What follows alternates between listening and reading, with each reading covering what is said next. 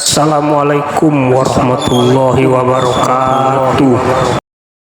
Kau datang pengajian mau lihat Dasat Latif, kecewa. Apa ini jelek?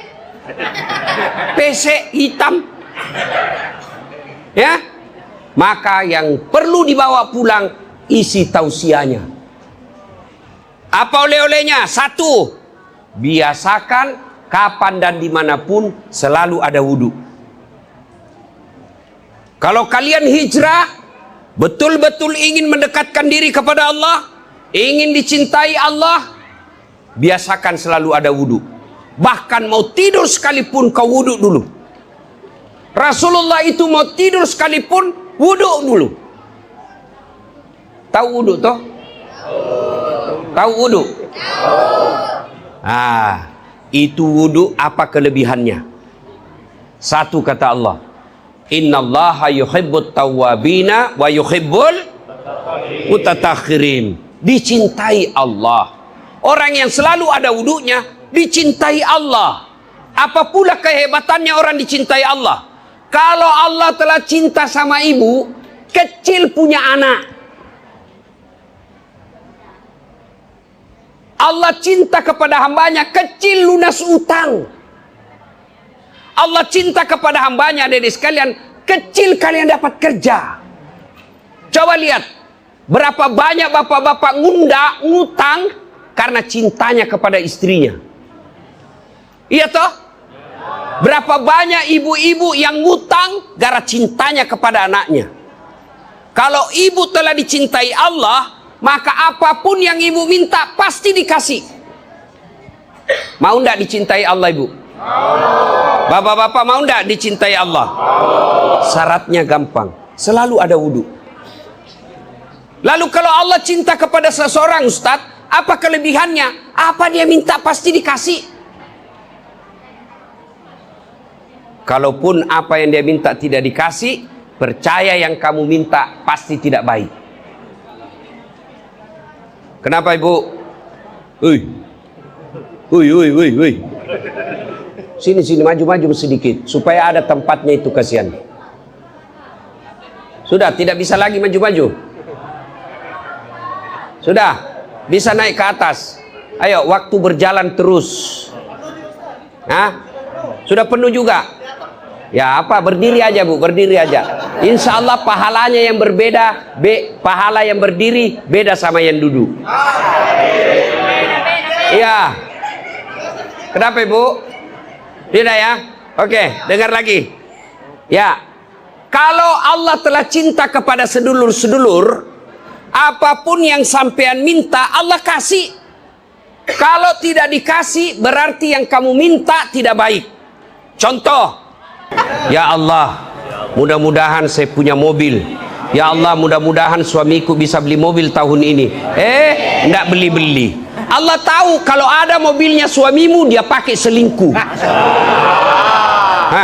Ya Allah, mudah-mudahan saya terpilih jadi anggota DPR. Kau tidak terpilih. Allah tahu kalau kau terpilih anggota DPR, tergiur jadi koruptor. Ya Allah, mudah-mudahan saya punya anak setelah menikah. Kau 4 tahun sudah menikah tidak punya anak. Allah tahu kalau ada isi rahimmu kamu meninggal.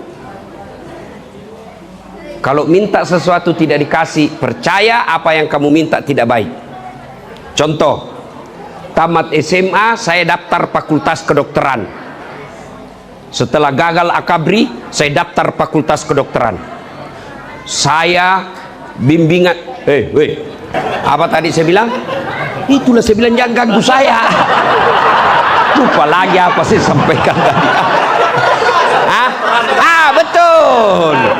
Saya Pak 3 kali daftar fakultas kedokteran, 3 tahun ikut bimbingan tes. Saya waktu sekolah SMA, kelas favorit kelas saya fisika 1. Ayo, saya bimbingan tes. Saya berdoa 40 malam berturut-turut sholat tahajud. Ibu bapak saya doakan. Saya nasar puasa 7 hari kalau lulus. Begitu ada pengumuman, enggak ada nama saya. Lulusnya di Sospol. Saya protes kepada Allah waktu itu. Ya Allah, kenapa kau tidak kasih lulus saya jadi dokter? Kau tidak rugi jadi Tuhan kalau saya jadi dokter? Waduh, saya tahu jawabannya setelah saya kuliah.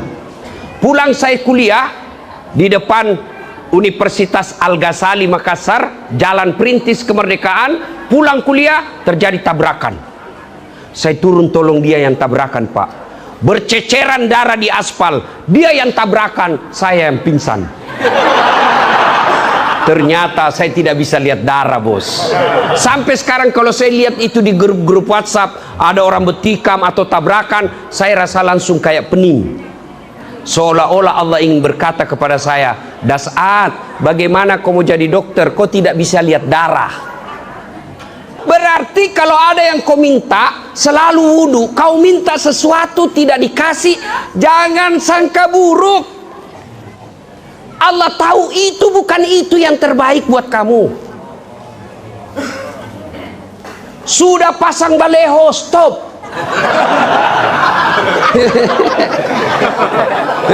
Senyum kiri kanan, bikin tim sukses. Tidak terpilih, don't worry puang. Jangan cemas, berarti bukan di situ yang terbaik. Tapi jangan langsung putus asa. Kalau gitu besok hapus baleho, turunkan. Enggak, orang baik harus calon pemimpin. Ya, maka kalau ada kau minta tidak dikasih, pertama sangka baik yang kau minta tidak baik. Bapak-bapak kasih contoh. Anakmu kelas 5 SD minta motor Mio. Pak, Bu, belikan saya Mio. Ibu kasih enggak? Kenapa? Oh, bahaya. Dia tabrakan. Apakah ibu tidak cinta? Cinta, justru sayangnya sehingga tidak dibelikan. Permintaannya, nak, tidak usah saya belikan kamu Mio, nak. Apa? Saya belikan kamu laptop supaya kau bisa belajar di laptopmu secara langsung, kerja-kerja tugas. Ya Allah, berikan saya mobil. Allah tahu bukan di situ mobil. Saya kasih kau kesehatan, kakimu kuat. Sudah wudu Ustadz. Apa yang saya minta tidak dikasih. Yang kedua, Allah tunggu kamu siap menerimanya. Nabi Zakaria tuh minta anak sejak usianya 21 tahun. Nabi berapa? Nabi siapa, Pak? Nabi Zakaria. Usianya berapa sejak minta anak? 21 tahun. Tapi Allah kabulkan kapan? Usianya berapa? 90 tahun. Berapa tahun lamanya itu? Dari 21 tahun ke 90 tahun. Berapa? Hah? 69. Ya toh? Top. Itu Nabi kekasih Allah, terima wahyu. 69 tahun baru Allah kasih. Kamu yang tukang tipu, berdoa pagi mau dikasih malam, memang ada orang dalam. Iya. Pertama, wudu. Orang yang selalu ada wudunya dicintai Allah. Kalau Allah cinta sama dia, apa dia minta pasti dikasih. Kalau tidak dikasih, berarti yang dia minta tidak baik. Tenang perasaan. Yang kedua, kelebihan orang yang selalu ada wudunya, insya Allah terhindar dari dosa. Coba lihat kalau ada wudu. Ibu saya sama bapak saya almarhum, dulu waktu bapak saya masih hidup, ada wudunya bapak saya, mau disentuh sama istri, ada wudu, ada wudu. Coba itu sama suami istri aja, masalah yang jenekku aja. Jangan rusak wuduku. Coba saya juga buktikan itu. Dulu waktu saya sekolah dan kuliah, saya sejak tahu ilmu ini, Pak, masih SMP, sampai sekarang saya selalu jaga wudu. Kalau naik mobil, namanya di Makassar PT, di sini angkot. Hah? Kalau saya iya, jangan juga marah, bos. Kan saya bukan orang Pontianak. Pelan-pelan juga, Pak. Naiklah saya Ini ada di sini kosong. Wah, tapi ada cewek. Enggak ah. Ada wudhu saya, nanti rusak wudhu saya. Terpaksa duduk di sampingnya karena hanya itu yang kosong. Saya mau buru-buru ujian. Oke, saya duduk di sampingnya, tapi saya waspada. Tiba-tiba sopirnya mendadak, saya pegang itu besi. Kenapa? Karena ada wudhu saya. Tapi coba kalau tidak ada wudhu, belum direm sudah nyosor duluan. Iya toh? Berarti orang yang selalu ada wudhunya terhindar dari dosa dan maksiat. Yang ketiga, orang yang selalu ada wudhunya, simahum fi wujuhihim min asaris sujud. Ada tisu? Tidak ada?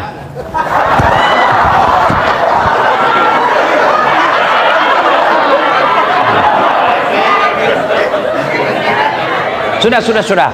Selesai. Hei. Yang ketiga, di muka mereka ada bekas bercahaya wajahnya. Ibu-ibu. Hei bu. Mau ndak mukamu bercahaya? Jangan kau terkorban iklan glowing. Skincare. Bu, itu kecantikan bukan dibuat-buat tapi bawaan lahir. Itu rezeki dari Allah. Biar kau ceng seperti orang tabrak tiang listrik. Mukanya putih, lehernya hitam.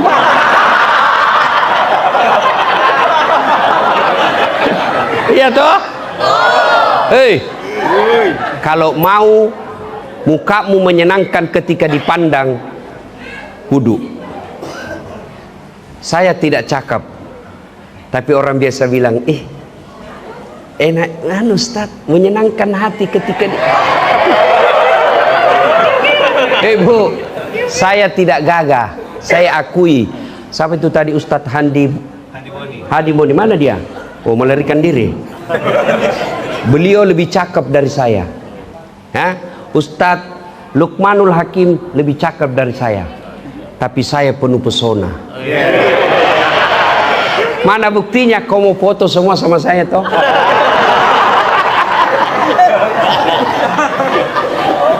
Iya, saya udah cakep, tapi orang biasa bilang, ya itu Ustadz pesek-pesek tapi enak dipandang, menyenangkan ketika dipandang. Iya toh? Dan itu di akhirat kelak, orang kata Nabi bercahaya wajahnya karena menghadap kepada Allah, berseri-seri dan bercahaya wajahnya karena dia selalu wudhu. Maka ibu-ibu, daripada habis duitmu baru bayar cleaning service, memang dia tunggu saya salah ini orang. Daripada habis itu duitmu kecantikan, lebih baik kau pakai duitmu itu sumbang ini yayasan. Ini cantik. Adik-adik, kalian punya handphone enggak? Itu di handphone itu aplikasi, ada yang disebut bawaan pabrik, ada yang di-download. Iya kan? Yang aplikasi bawaan itu tidak bisa dihapus. Itu sudah serta-merta, seperti nomor kontak. Itu bawaan dari pabrik. Ada juga yang aplikasi di-download, seperti Facebook, Twitter, Instagram, TikTok. Itu di-download, bisa dihapus. Kecantikan itu bawaan lahir. Memang dia cantik dari kecil. Makanya itu artis tidak ada jadi bintang film karena skincare. Tapi memang dia cantik. Cuma pengusaha skincare pakai artis cantik untuk iklan produknya. Jadi kamu jangan bodoh-bodohi. Jelas. Pasti kalau muka seperti saya ndak cocok bintang iklan. Kenapa? Hancur. Ndak laku iklannya. Tapi iklan yang cocok buat saya, iklan apa? Iklan tasbih. Cocok itu. Maka jangan dibodoh-bodohi. Ya. Orang yang selalu ada wudhunya menyenangkan hati ketika dipandang wajahnya. Oleh-oleh pertama, selalu ada wudhu. Yang kedua, setiap mau keluar rumah, jangan lupa berpakaian yang islami. Kalau kalian muslim, tunjukkan bahwa kamu muslim. Caramu berpakaian, baru orang lihat muslim. Dan pakaian seperti ini, insya Allah menghindari dosa. Mana ada orang pakai gamis seperti ini masuk karaoke? Mengapa harus begini? Tiada lagi kehangatan. Memang ku akui sering ku tinggalkan kau seorang diri. Saya kalau lagu itu saya hafal. Kenapa? Karena saya menyanyi di depan istri saya. Bukannya aku sengaja meninggalkan kau seorang. Aku menyadari sering ku tinggalkan kau seorang diri. Tiap malam engkau ku tinggal pergi. Bukannya aku sengaja. Demi kau dan si buah hati, terpaksa aku harus begini. Dia senyum-senyum. Terpaksa aku begini demi kau dan si buah hati. Iya toh. Jelas. Bu, Pak, ya, biasakan berpakaian Islam. Saya kalau pakaian begini, kenapa saya tadi saya pergi Car Free Day, jogging di lapangan, tahu lapangan apa itu? Hah? Saya pakai gamis. Orang bilang bisa. Terutama kalian yang hobi sepeda. Dengar ini, banyak orang lagi sepeda meninggal kena serangan jantung. Masa kau menghadap kepada Allah kelihatan auratmu? Masa kau menghadap kepada Allah lagi main futsal kelihatan pahamu? Menghadap kepada Allah. Paha laki-laki itu aurat, tak boleh kau pamerkan. Ada yang bilang ini kan tidak ada yang nafsu lihat. Siapa bilang? Siapa tahu ada janda-janda tua yang sudah lama tidak nampak. Hati-hati. Kamu juga laki-laki main futsal kelihatan pahamu, bisa jadi itu temanmu yang laki-laki senang lihat dia. Itu masih baik kalau futsal masih agak longgar, tapi celana sepeda yang sempit betul. Sempit.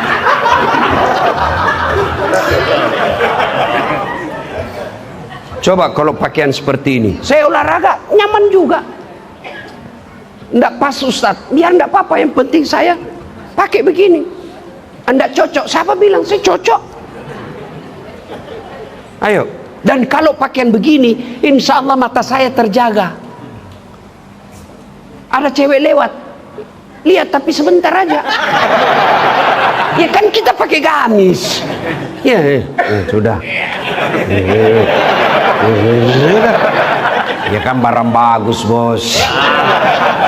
Ya, orang yang selalu berpakaian Islami, insya Allah terpelihara dari dosa. Ibu-ibu juga beli baju sudah pakai jilbab bagus, tapi syarat kedua jangan sempit.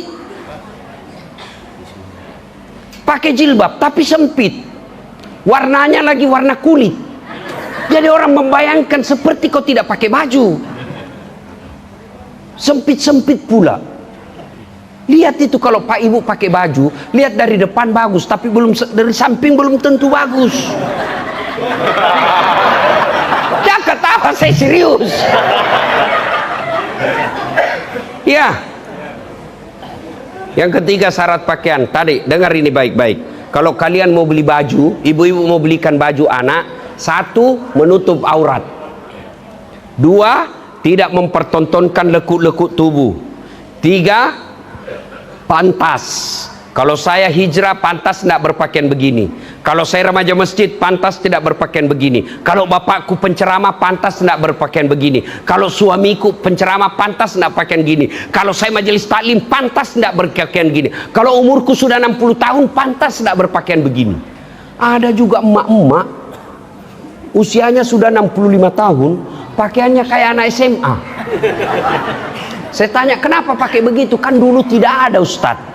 Sekarang baru ada. Ini namanya STNK. Sudah tua nakal kembali.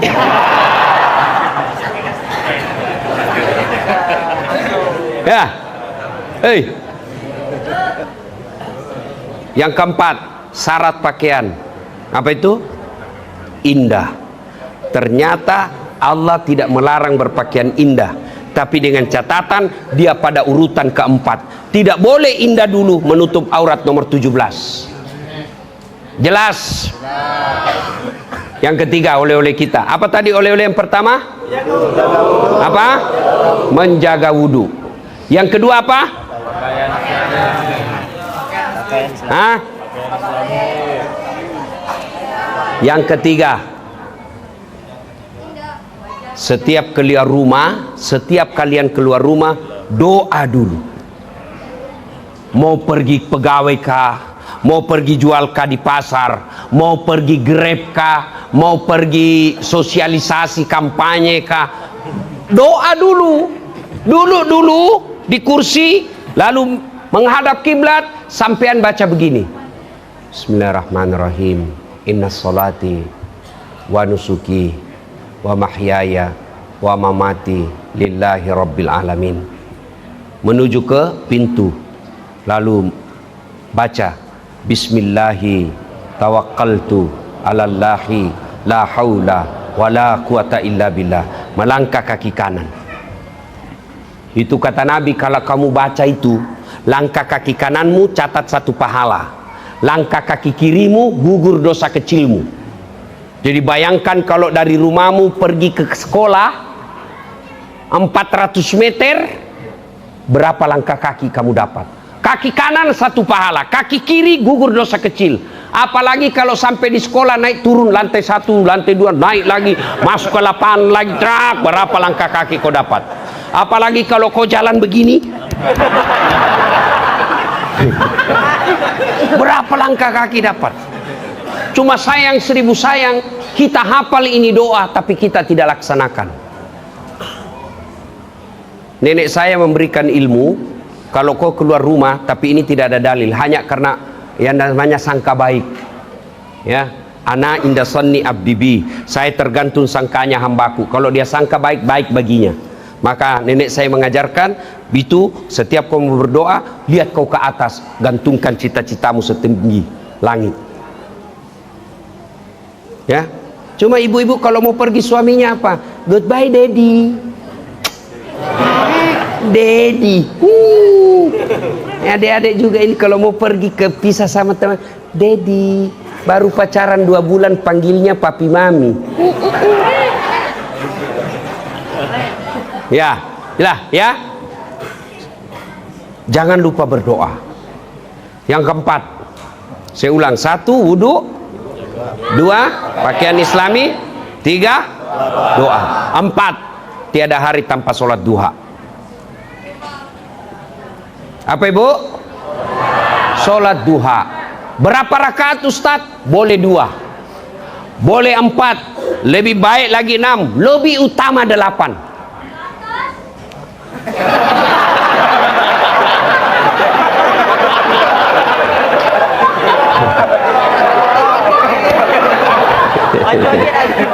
Halo, sholat duha. Bagaimana caranya sholat duha Ustadz? Sama sholat sunnah yang lain, cuma beda niat dan waktu. Kalau tahajud, niatnya tahajud, waktunya malam hari, syaratnya harus sudah tidur. Berapa lama tidur? Biar 1 jam, 30 menit pun boleh. Ibu tidur jam 1, terbangun setengah 2, gelisah, sholat tahajud. Kalau duha, niatnya duha, waktunya pagi hari, jam 7 sampai menjelang duhur. Berapa rakaat? 2 rakaat sampai 8. Apa niatnya? Niat tidak harus dilafazkan, niat tidak harus diucapkan. Kalau mau ucapkan pun boleh. Usalli sunnatal duha rakataini lillahi ta'ala, Allahu Akbar. Tidak hafal bahasa Arab, bahasa Indonesianya boleh. Saya niat sholat duha 2 rakaat sunnah, hukumnya bagi saya menghadap kiblat lillahi ta'ala, Allahu Akbar. Itu juga kau tidak hafal, ambil jalan pintas, berdiri tegak menghadap kiblat, baru kau bilang begini. Tuhan, sholat duha ya Allah.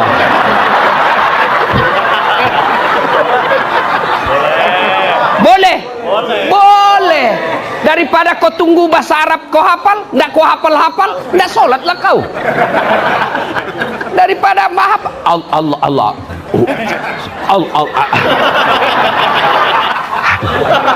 Langsung duduk. Saya tanya, kenapa ndak jadi sholat? Saya lupa sholinya, Ustaz. Ya kan? Itu aja bahasa Indonesia. Sudah itu, ulang lagi 2 rakaat, ulang belum hafal, bilang saja.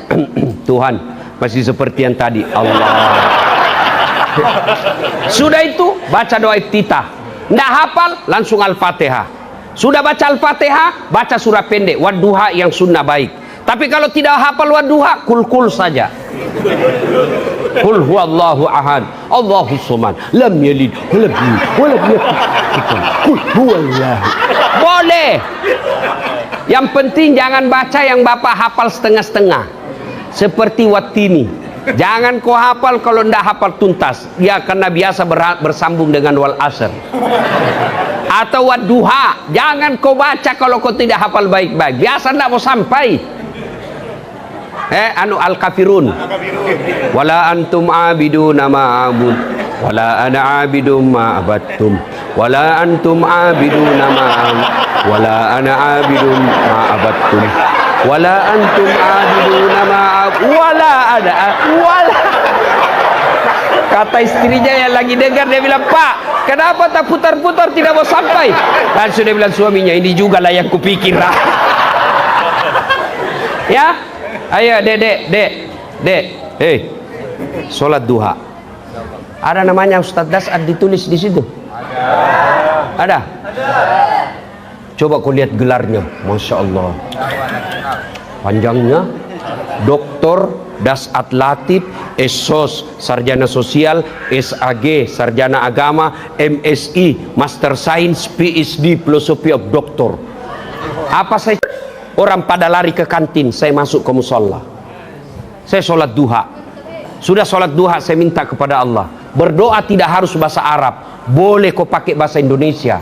Boleh kau pakai bahasa Dayak. Boleh kau pakai bahasa Banjar. Boleh kau pakai bahasa Ponti. Boleh pakai bahasa isyarat. Boleh.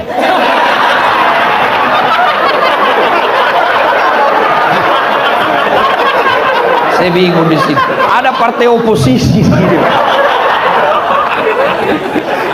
Boleh. Bahkan pakai bahasa isyarat pun boleh.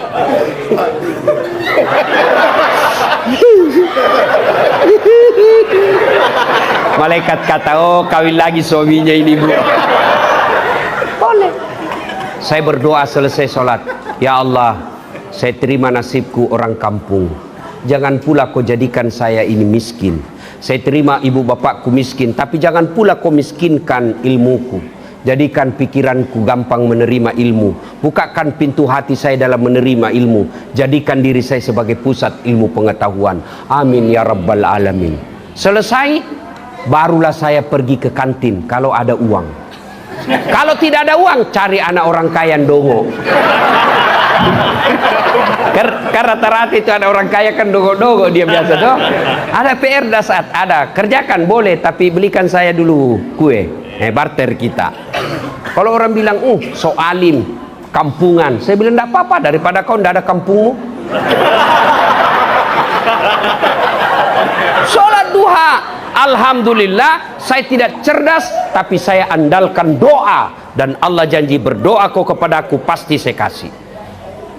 Alhamdulillah. Ibu-ibu, Pak, siapa yang punya dunia? Allah. Siapa yang bagi-bagi rezeki? Allah. Maka Allah kasih kuncinya kamu cari nafkah dunia, sholat duha. Maka ibu-ibu mau bantu suami cari nafkah? Mau. Tinggal kau diramu sholat duha. Begitu suamimu pergi cari nafkah, kau tinggal sholat duha jam 8 rakaat selesai. Ya Allah, Engkau yang mengatur rezeki suami saya. Kalau masih di atas langit turunkan. Kalau masih dalam tanah munculkan. Kalau masih jauh dekatkan. Kalau masih sedikit cukupkan. Paling penting ya Allah berkahkan. Amin ya rabbal alamin. Baru ku WhatsApp suamimu, Bang, Jangan galau cari nafkah. Baru saja aku doakan kau dalam salat duhaku, Allah akan bukakan rezekimu. Salam sayang selalu dari istrimu di rumah. Pernah begitu, Ibu? Paling dia WhatsApp suaminya, jangan lupa senggah beli gas. Atau pergi suaminya cari nafkah, baru 10 menit pergi suaminya, dia pergi tawaf. Dia kelilingi semua komplek, cari bahan gosip. Sholat duha. Adik-adik, sholat duha. Sholat duha. Bapak sampai di kantor, tidak ada kegiatan daripada komen game, sholat duha. Sholat duha 8 rakaat bagus. Tapi kalau cuma putus, hanya ada waktu 2 rakaat saja. Sudah itu minta kepada Allah. Tidak harus bahasa Arab. Daripada ku bahasa Arab tidak tahu artinya, bingung nanti malaikat. Apa maksudnya ini? Lain di bibir, lain di hati. Doa pakai bahasa Bugis, boleh bahasa apa saja. Amin ya rabbal alamin. Salatullah ala toha rasulillah. Salatullah. Siapa ya? Mana? Tawassalna bibi.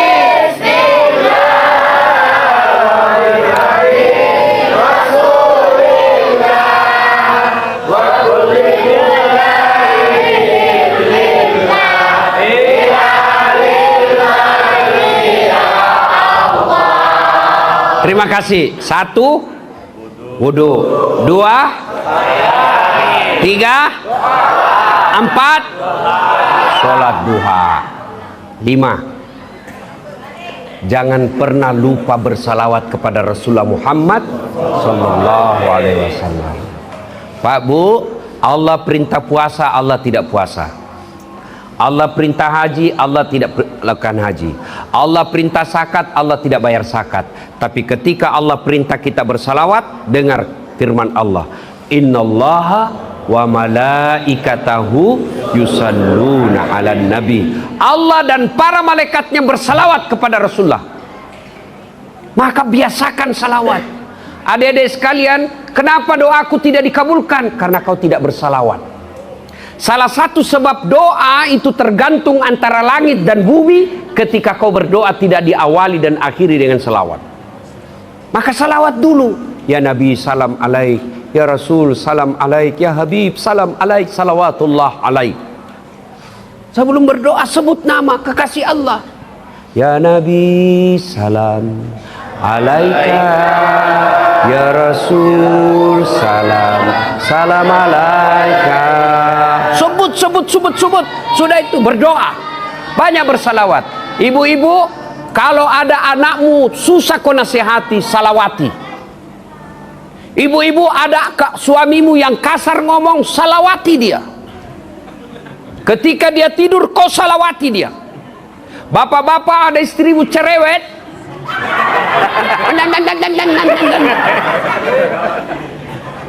ada 2 pilihan, tambah atau salawati. Kalau dia tidur, kau salawati, usap-usap di atas ubun-ubunnya. Allahumma sholli ala sayyidina. Allahumma sholli ala sayyidina. Dia bangun, gerak. Salawat, jangan anggap remeh. Itulah sebabnya leluhur-leluhur kita dulu diajarkan kita, kalau ada kamu mau, salawati aja dulu. Adik-adik cowok, kalau ada perempuan yang kau senangi, bayangkan wajahnya ketika kau selesai sholat hajat.